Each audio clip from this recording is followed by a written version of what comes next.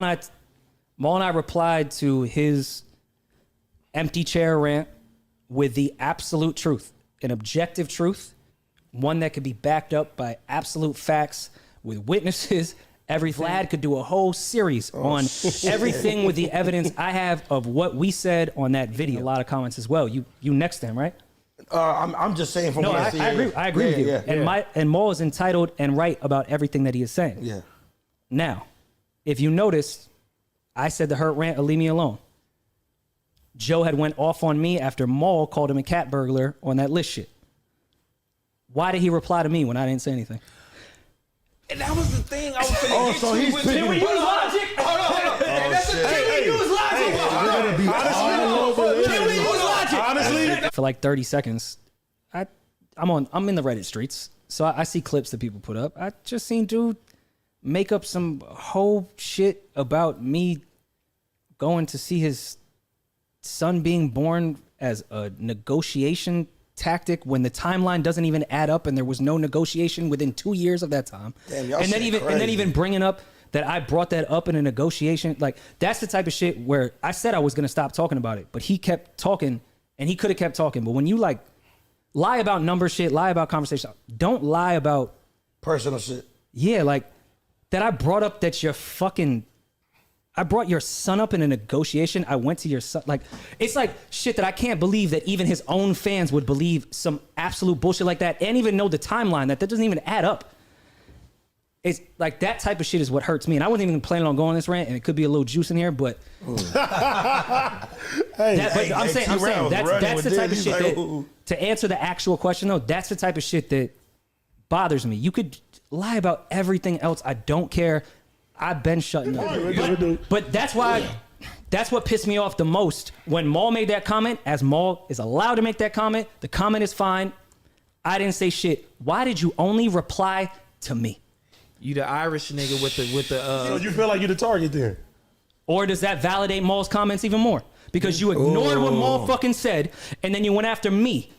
And then after that, made up some fucking lies about a negotiation with your son, you fucking piece of shit. I'm sorry. I didn't mean to get Thank you for the views. I've been holding this back for a while. No. I'm glad you guys won. I said I've been hurt. Loved ones. Everyone that's commenting, he looks so hurt. Okay, no one clicks unless it's Joe. You guys are right. I'm hurt. Like, since you left Joe Buttons, right? Like, moving on in life, is it any type of way y'all ever can repair this and like not like do business, but just be cool as far as like human beings? Nah, I don't think so. You don't think so? No, I don't. I'm also someone that hates to say that because who knows what's gonna happen with life, but I also don't want to say that because that's not in my mind at all. Right. To me it's no, and it's gonna stay that way, especially as of recent. Okay. Like after I say, yo, leave me the fuck alone, because I thought we was on some time of just you move, I move, everything's cool, we don't have an issue. But then when you just made up that shit about the negotiation shit with your kid, now I could never see that shit happening. Yo, it's Big Ant, the spokesman, man. We back. Another edition of Urban Politicians TV, UPTV. Make sure you stay on your pivot at all times, man.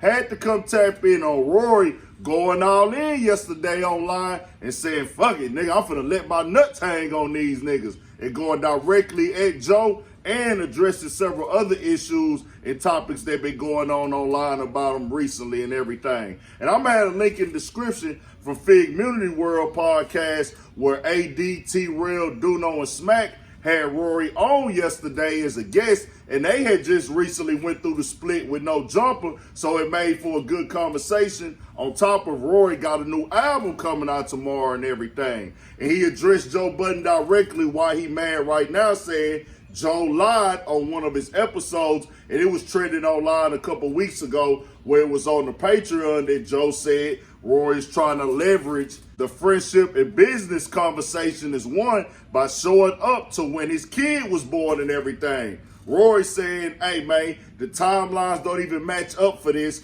when it became the business negotiations. I wasn't there. I don't know what their conversation is about, but Rory said, hey, with him doing that, I don't even know if we can ever be cool again. He keep going deeper and deeper. Like, hell nah, bro, he full of shit. Rory was really getting upset. He let it be known the way everything happened. He was actually hurt, and he went on that one rant that we saw where he told Joe, Man, quit talking about me. Quit talking about me when Joe was going in on him, calling the bare minimum and everything like that. And I'm going to tell you like this, Rory, once again, or anybody else.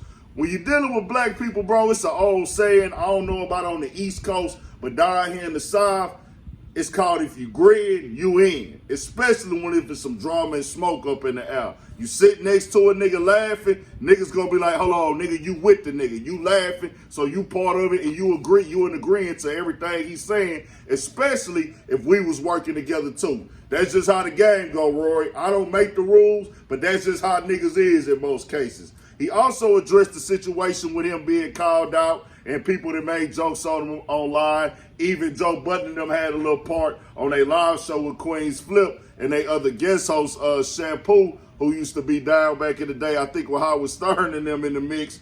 They were talking about him using his kid for a rollout on the album and everything. He explained why he did reveal it now and why it's being tied in with the album and everything like that.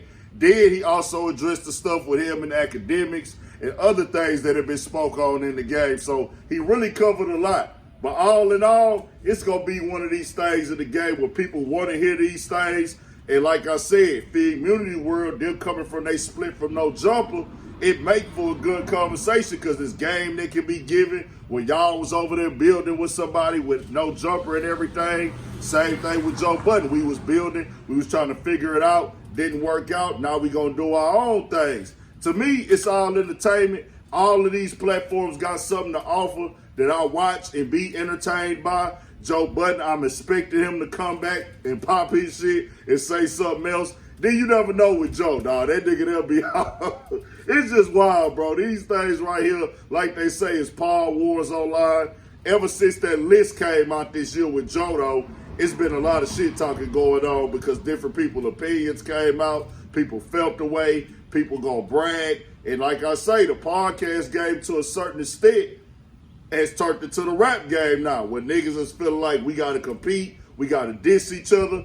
But Rory, Mal, and Joe, they had a close friendship before this, to my understanding, and that makes it even more difficult. But Rory got his album coming out, doing his thing. I went to their live show out here in H-Town, and if I see the nigga again, I would tell him, say, bro, if you grin, you in, nigga. Just know that's how black people think, and that's just how we operate, move, my nigga. In certain situations, you might be able to grin and not be in, but most of the time, if you grin, you in, my boy. Tell me what you think. We got more shit coming, more videos, all that. 1,000 for shit show. Stay on your pivot.